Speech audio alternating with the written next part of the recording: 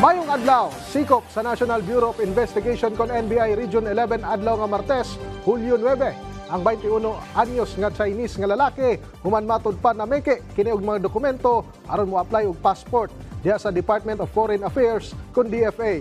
Nasayran nga questionable ang mga impormasyon sa mga dokumento nga gipresenta alang sa pag-apply og passport.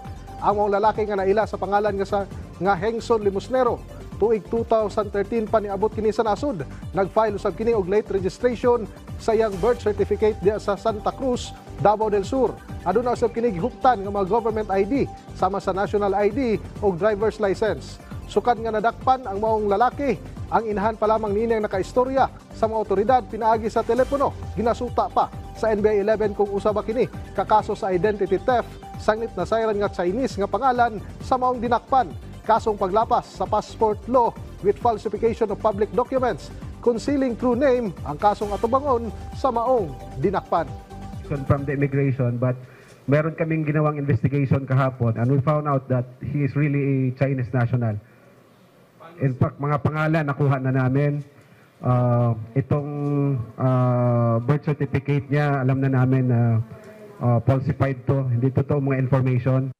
Samtang gitunol sa usa ka non-government organization ang kapin 3.2 million pesos nga pondo isip community share sa Manolo Fortich sa probinsya sa Bukidnon. Kini alang sa pagpalambo sa kalidad o accessibility sa public services sa maong lugar. Pagbutyag sa Manolo Fortich LGU, prioridad sa mga pondo ang mga proyekto nga magpalapad sa access sa healthcare services sa ilang mga residente labi na sa mga nagpuyo sa hilit nga mga barangay. Pagpalambo sa early childhood education ug ang pagpakusog sa safety and security. Dugang pa sa LGU nga magtaod sab sila og dugang ang mga solar street light alang sa kaluwasan ug kalinaw sa mga kalsada sa mga pampublikong lugar. Dako ang pasalamat sa LGU sa maong NGO nga nahimong kontribusyon alang sa padayong lakang sa pagpalambo sa lungsod sa Manolo Fortich. Ug mao kadtong mga nag-unang mga balita gikan dinhi sa PTV Davao. Ako si Julius Pakot para sa Pambansang TV sa Bagong Pilipinas.